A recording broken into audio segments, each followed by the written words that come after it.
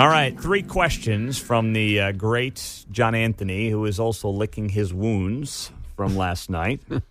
But he's got his red on, to his credit. Yeah, and I wore blue yesterday. My wife's like, what the heck is the matter with you? Yeah, so is she blaming you? I didn't care. Yeah. Didn't think. Anyway. Here we go. Won't do it again. Buy, sell, or hold. KCMO should have its own separate jail facility, separate from Jackson County, I should say. Buying. Quentin Lucas made the announcement yesterday morning, and he talked about it here on the show, saying that Kansas City will not go in on a partnership with Jackson County on the jail facility that it's building right now. That was long expected to be the plan, that those two would go into business together on the jail, and it would help the taxpayer. It would be a communal location that the county and the city could use. And yesterday, Quentin Lucas said, we're not doing that. Now, I'm okay with somebody deciding they don't want to go into business with Jackson County. It's a mess. However, you got to get moving then on a city jail. And you got to move quick. And what the mayor said yesterday on the show is that basically now they want to have a plan in place by January to figure out if they're going to build their own jail. What's it going to cost? Where's it going to go? Is there potentially a tax increase that has to be put into place for the building of a new jail? How quickly can you get it done? And that would have to go to the vote of the people. It's not ideal from a taxpayer perspective, but you can't be shipping guys an hour and a half away to go to jail.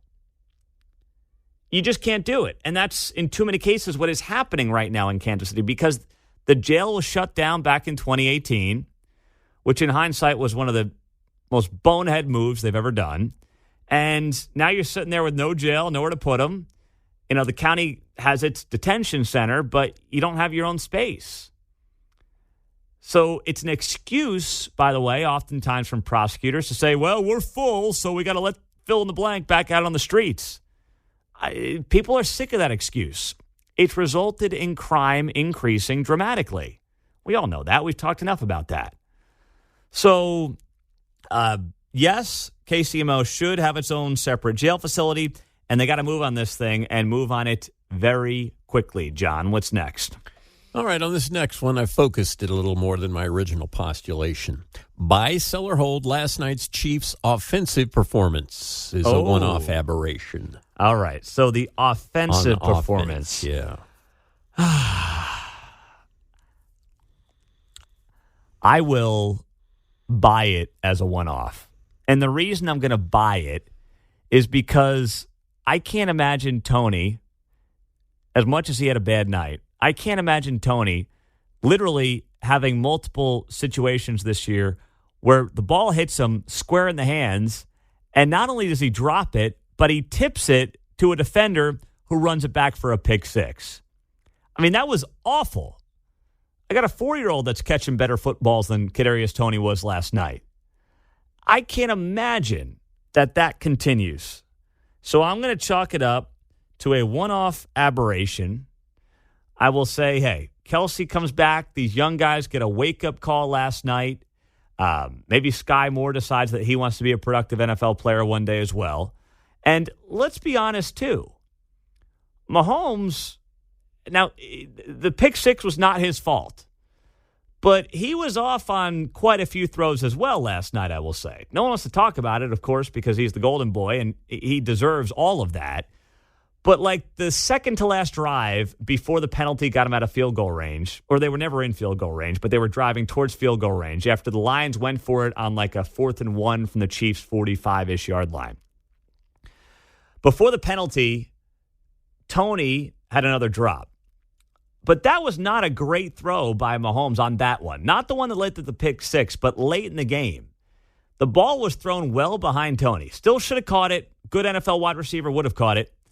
But the throw was far from perfect on that one. And he had a couple of those. Sky Moore as well had a couple of those to him. So I think it's a one-off aberration for the offense, and I'm going to chalk it up to that, John. I would have maybe thought you would have held on that one. Yeah, but I'm trying to be an optimist. It's Friday. I'm feeling good. Good for you. I'm taking Claire to a high school football game to watch some real football tonight. So, I got to make up for last night. Some skills. All right, how about this one? Buy, sell, or hold. Bill Gates is backing a winner by purchasing Bud Light shares. Sell! Sell! What a loser. Yeah, I'm selling that. Bill Gates bought, I think, 1.7 million shares of Anheuser-Busch. Like $100 million worth in stock. Well, based on what I saw last night, here's what they're trying to do. I was out there at Arrowhead, and I walk in, and the first thing I notice, before anything else, is the amount of Busch Light that beer vendors are carrying around. I've never seen this.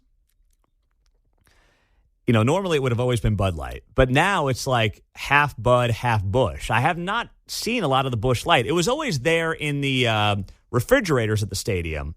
But I'd never seen this amount of Busch Light being carried around by the vendors. So here's what I think they're doing. Because they have to carry Bud product.